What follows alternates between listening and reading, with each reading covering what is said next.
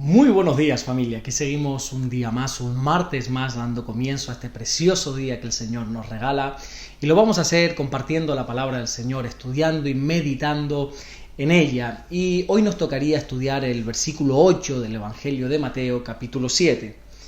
Pero para poder entender y meternos bien en el contexto de este versículo 8, vamos a volver a leer una vez más, sé que lo leímos ayer, pero lo vamos a volver a hacer, el versículo 7, que nos va a dar más ampliación y más claridad a este versículo 8. Dice así, el versículo 7, pedid y se os dará, buscad y hallaréis, llamad y se os abrirá. Ahora sí, versículo 8, porque todo aquel que pide, recibe, y el que busca, halla, y al que llama, se le abrirá. Ayer empezábamos a ver esta enseñanza que el Señor nos da referente a la oración, donde se nos dice que nosotros tenemos que tener 3 cualidades a la hora de orar, que es pedir, buscar y llamar. Explicábamos cada acción que nos pide hacer el Señor, y ahora lo que se nos está diciendo son las consecuencias de realizar esas acciones. Jesús nos enseña que todos aquellos que pedimos vamos a recibir, que todos los que buscamos vamos a hallar y que todos los que llamamos se nos va a abrir. Cuando nosotros pedimos a Dios de la manera correcta y con la actitud correcta, Jesús nos promete que se nos va a dar lo que pedimos. Ahora bien, aquí sin duda nos surge la gran pregunta de por qué muchas veces hemos pedido y no hemos recibido. Bueno, pues yo creo que la respuesta está bien clara y es bien sencilla, porque el mismo Santiago en su carta, cuando la escribe en el capítulo 4 y en el versículo 3, nos da la respuesta. Santiago dice que nosotros pedimos y no recibimos porque estamos pidiendo mal, porque estamos pidiendo para nuestros deleites, para nuestros deseos, para nuestros placeres. Y en ninguna parte el Señor promete cumplir nuestros caprichos, sino que el Señor dice que las oraciones que va a responder son las que van acorde a su voluntad. Lógicamente, Dios nunca nos dará nada que vaya en contra de Él o de su palabra. Y fíjate qué bonita es la respuesta a nuestra oración, porque Jesús nos está diciendo que si pedimos algo, cualquier cosa, entonces el Señor nos la dará. Él no dice que nos la prestará, que nos la venderá, sino que nos la dará. Porque Dios es un Dios generoso, dadivoso, desprendido. Dios no es como esas personas que dan algo a cambio de otra cosa, sino que cuando Él da algo lo hace desinteresadamente y por amor. También nos enseña Jesús que todo el que busca, halla. Y esto a mí me fascina porque encuentro que Dios se revela a todo aquel que le busca. Me he encontrado con personas que me dicen que no sienten al Señor, que a veces a lo mejor, se ponen a orar, pero que no sienten su presencia, o incluso pareciera como que Dios no está con ellos. Pero decir eso es ir en contra de lo que Jesús enseña y ha prometido. La promesa es bien clara: todo el que busca a Dios, lo halla. Lo que pasa es que a veces lo buscamos de la manera incorrecta. Ayer hablábamos, por ejemplo, que este verbo buscar nos habla de pasión, de fervor, de deseo. Y cuando uno tiene esa pasión y ese fervor de encontrar a Dios y lo busca de la manera correcta, te garantizo que lo va a hallar. Hay un caso muy curioso en la Biblia donde se nos dice que hubieron unas personas que buscaron equivocadamente a Dios. La Biblia nos enseña cómo unas mujeres fueron a la tumba donde habían enterrado a Jesús, fueron a esa tumba con el fin de derramar sobre su cuerpo unas especies aromáticas que, antiguamente se echaban sobre los difuntos. Y estas mujeres, cuando llegaron a la tumba, la Biblia enseña que la tumba estaba vacía.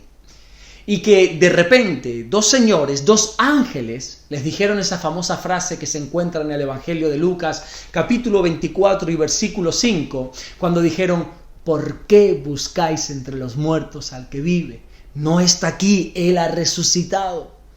Estas mujeres buscaron equivocadamente a Jesús. Buscaron donde no estaba y por eso no le hallaron. Y asimismo hoy hay mucha gente buscando a Jesús donde Él no está.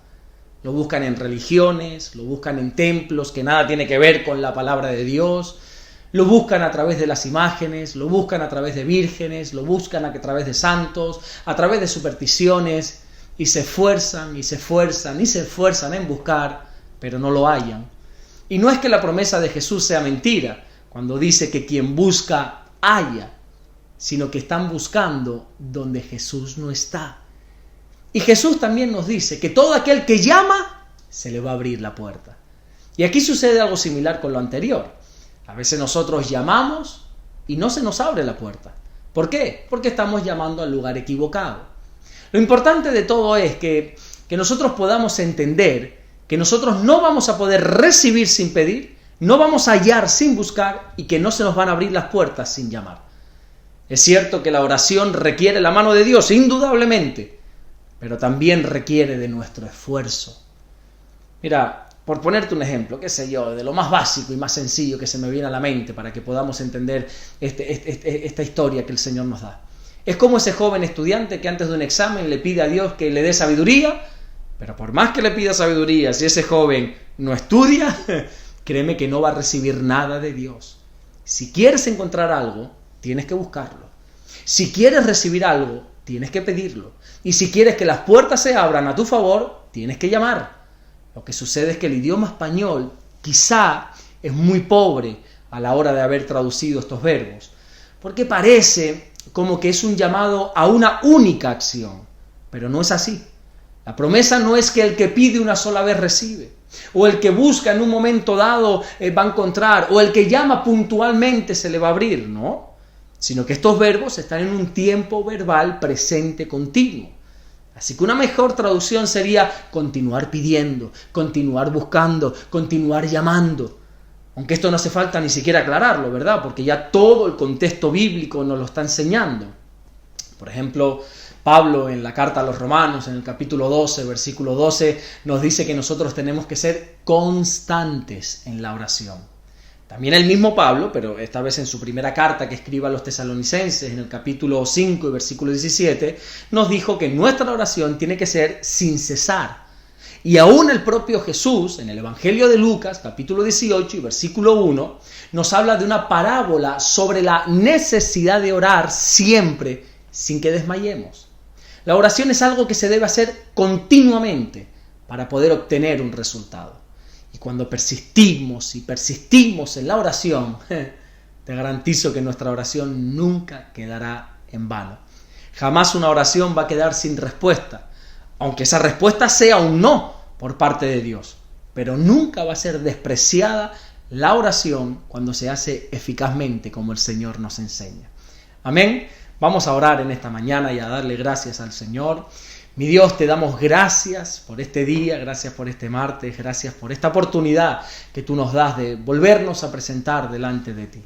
Gracias por estas enseñanzas que tú nos das a través de tu palabra, que nos alumbra el camino, que nos guía en esta vida, Señor. Ayúdanos a ser eficaces en la oración. Ayúdanos a ser constantes, Señor, a que no cesemos de orar, a que no nos desmayemos a la hora de orar, sino que seamos persistentes, constantes y que siempre estemos insistiendo en buscar tu presencia. Gracias, mi Dios, por todo lo que estás haciendo y por todo lo que vas a hacer. Te bendecimos desde bien temprano, en el nombre de Jesús. Amén y amén. Que Dios te bendiga. Nos vemos mañana, miércoles, si Dios nos lo permite y nos vuelve a dar la oportunidad. Nos vemos mañana para seguir compartiendo la palabra del Señor. Dios te bendiga.